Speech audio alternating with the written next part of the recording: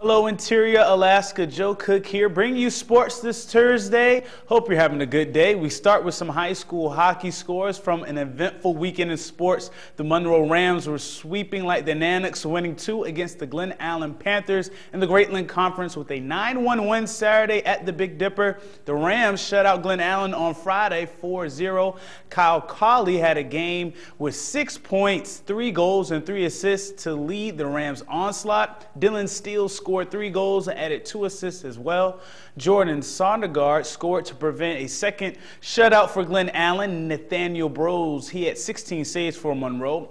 In the West Valley game, West Valley beat Eagle River on Saturday 4-1 in a non-conference game. 4 different Wolfpack players scored in the first and third periods. Goalie Matt Taylor made 19 saves for West Valley.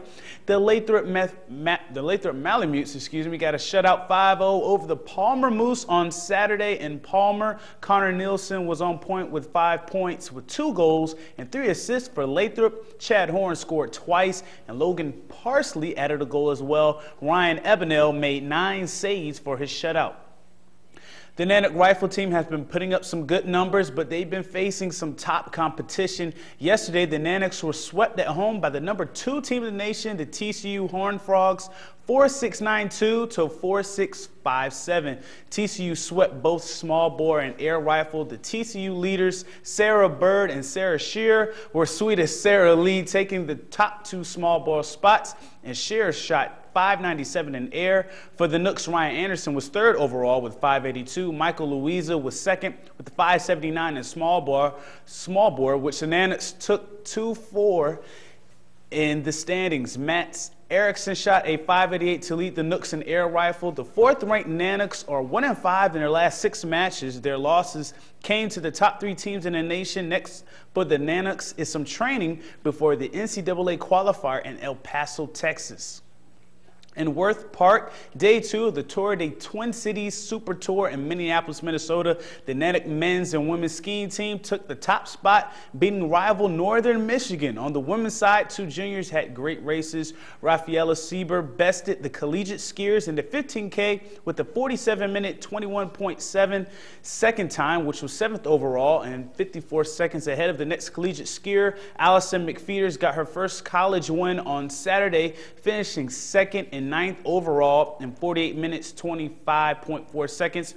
For the women, the Nanics 78, Northern Michigan 67. For the men, sophomore Jonas Loeffler got his first collegiate win, finishing 8th overall with a 48-minute, 6.7 seconds. In the 20K, senior Tyler Cornfield took 5th place and was 22nd overall. Over 2 days, the Nanick men won 146 to 141 over Northern Michigan as a team. The final was 301 to 274 UAF as both teams finished on top.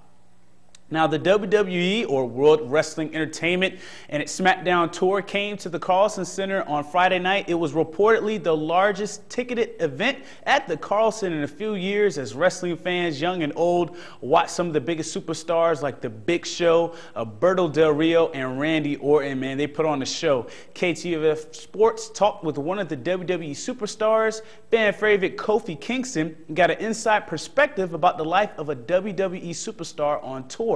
A story you will only see on Channel 11. It's a stellar show, an entertaining mix of drama, superior athleticism, and humor.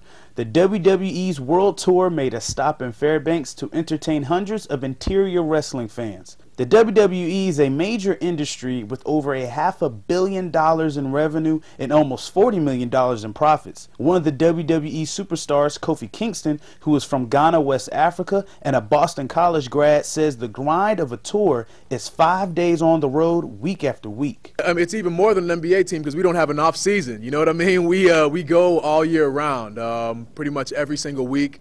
It is definitely very toll-taking on the body. I think I always tell people that the travel is what kind of gets you banged up, the most. Yeah, I can be in the ring doing all these things, but it's sitting in a plane for 7 hours that kind of starts to tweak my back a little bit because those seats aren't meant to be traveled in frequently as we do. Kingston says the superstars on the roster spend more time with each other than their own families, so they bond, like it or not. We spend so much time together, you know, and that can be a bad thing too, but it's just like any other job. You have people who you look forward to seeing, you have people who you don't look forward to seeing, you know what I mean? But for the most part, the friends that you do make are very good friends. For Kingston, the grind and the lifestyle at the end of the day is worth it. We actually just had a meet and greet in here a little while ago, and everyone was just really, really happy to see me, you know? And it wasn't so long ago that I was on the other side of the barrier watching all my favorite WWE superstars, you know, growing up. So now that I'm actually on the other side, I'm in the ring, able to look out and put a smile on someone's face, means the world. And that'll wrap up things for sports tonight. Thanks for rocking with me for a little while. For more KTVF sports, go to webcenter11.com, Twitter, YouTube, and our mobile app for your sports fix. And stay cool, Alaska. Mike Schultz has your full weather forecast coming up next. We'll catch you next time.